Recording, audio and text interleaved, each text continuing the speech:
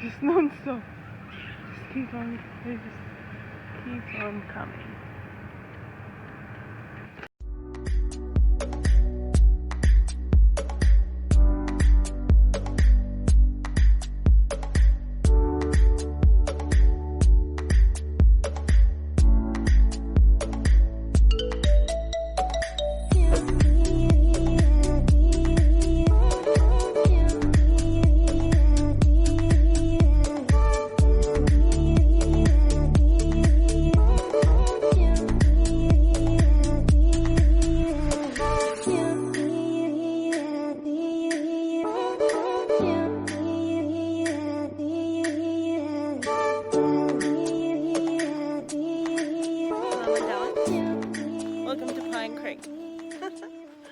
We're getting more and more remote to different places through Australia.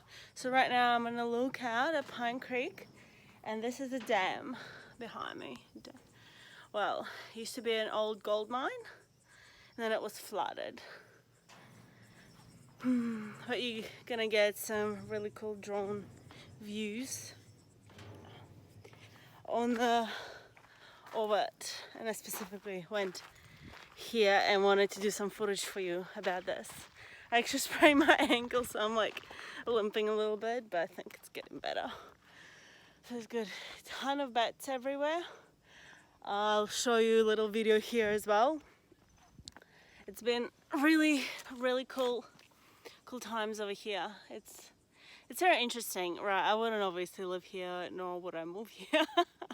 But I'm here for a few days, and I have learned a couple of things. So in this video, I would love to show some of those things with you, because I think they're very interesting. For example, the furphy. Do you know, like, saying a furphy is like saying a lie or a fib or a rumor type thing. So basically it all started in this town. There's a lot of boilers and train looking things in township, like a teeny township, like freaking 3 streets. But anyway, there's ton of that stuff, and we'll have a look at it maybe tomorrow night, because it's getting dark now, and you know, once I get there, because I'm not riding and I'm not running, it'll be like a while, it'll be dark because the sun just went down, by the way. Freaking amazingly beautiful sunset, and the sunrise was incredible too. I'm gonna try and video the sunrise tomorrow also.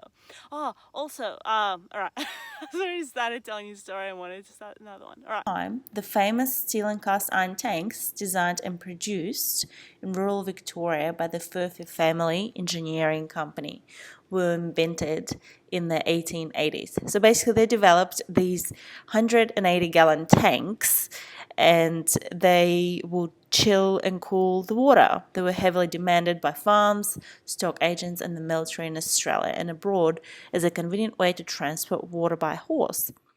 You see the pictures here, but basically Australian men preparing for battle during World War I at military camps would gather around Furphy water cart, swapping unlikely and absurd stories, and thus it's believed the Australian slang, a Furphy, was born.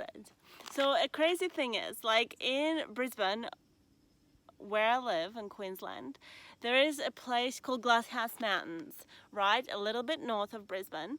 And I've actually like been to a few of them, and I have like a couple more that I need to climb, get on top of.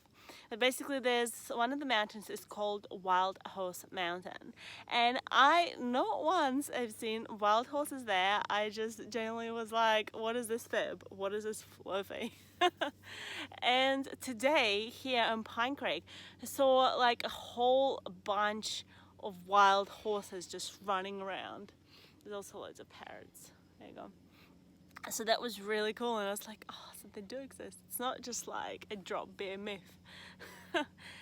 Another thing that I have learned and recently found out is when you're driving, right, that you see all these birds that are sitting on the ground on like your road, eating the dead animals basically, and different birds respond differently to humans, especially when they're driving. So it's like a driving caution as well.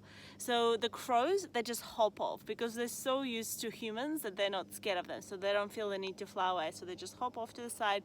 You drive in your car, go past, and then they just hop back off like a few little steps and continue eating. Where a lot of birds just fly away, or rather say a lot of other birds just fly away, and one of those birds is eagle. But eagle, being a really big bird, and the way they fly, it flies, it needs to take off with the direction of the wind. And as well as if the eagle's been eating for a while, its belly will be very heavy with the food because an eagle is a really big bird and can eat a lot. So it might actually take an eagle a while to take off. It is waiting for that wind direction, and it is also pretty heavy in the stomach. So the rule of thumb is really, well, the rule is to slow down when you see an eagle on the road, to let it get up to speed and fly out, because obviously you don't want to hit it and just don't want to cause any kind of issues. But I've seen quite a few eagles around as well. So there's tons of little termite huts as well, which I will go and have a look at. Again, not tonight, but tomorrow night, because it's sort of in that direction, not up this little lookout hill. And basically they are built out of termites' saliva. So I thought that was pretty interesting, and they're really, really high. And basically termites build them to have a place to hide away from the floods when it floods. Actually, Pine Creek, now that we're talking of floods, is a place where for Darwin, like it's sort of identified as the place for everyone in Darwin to come and hide at, like as in be far from the shore when there's tsunami or cyclone or something like that. Although there isn't really too much going on here, and I guess it's more or less farish from the shore. Another cool thing I found out is when it is, I'm like trying to find some light so you still see me. There's also lightning in the background, like I'd point you that, oh, you can see it. Did you see that? There's some lightning behind me. Maybe I'll talk a little bit like this and you'll see. No. Go back this way. Yeah, so basically it's the wettish season here at the moment, tropical climate, and it's been raining every night just for like an hour, a couple of hours, like in the evening and then at night. So it's like a regular type thing. But it's not really an issue because then it goes sunny and it's really, really warm. It's been so warm here. It's nice and cool right now, but it's been pretty warm through the days, like 37 to 40 plus. Definitely, you feel it. Hydration is important. Right, so another cool thing, actually talking about heat, being Northern Territory as well, being fairly remote and having a lot of, dry land over ocean or like rivers around, there are a lot of bushfires. And an interesting thing about birds, again, sort of stuck on birds for a little bit longer. So, like a lot of birds eat insects, right? So when there is a bushfire, all these little insects, they crawl to the top, or they come, out of the ground, they come out of the trees, they sort of climb to the top, so they try and hide. So what birds do, they come around and eat those little insects. What happens is that the scientists have observed actually the birds native here, I don't know, maybe somewhere else in the world as well, but I know about here in Northern Territory, that they pick up the branches with, I forgot the word, but like not little fire, but the starting of the fire, the not ignition, but that spark thing. I want to call it ash, but it's not the ash, it's the little coal thing, the reddish thing.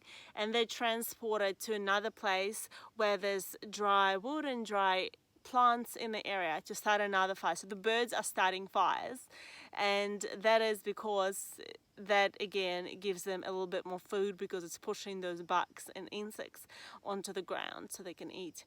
Because obviously, again, Northern Territory being fairly remote, not as much food here, so they're trying to get what they can.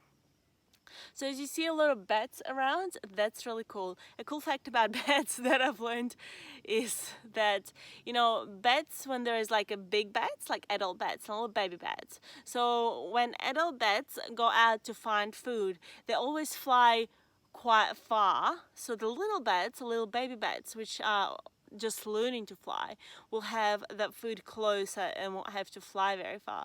How epic is that? How sweet and thoughtful, I thought.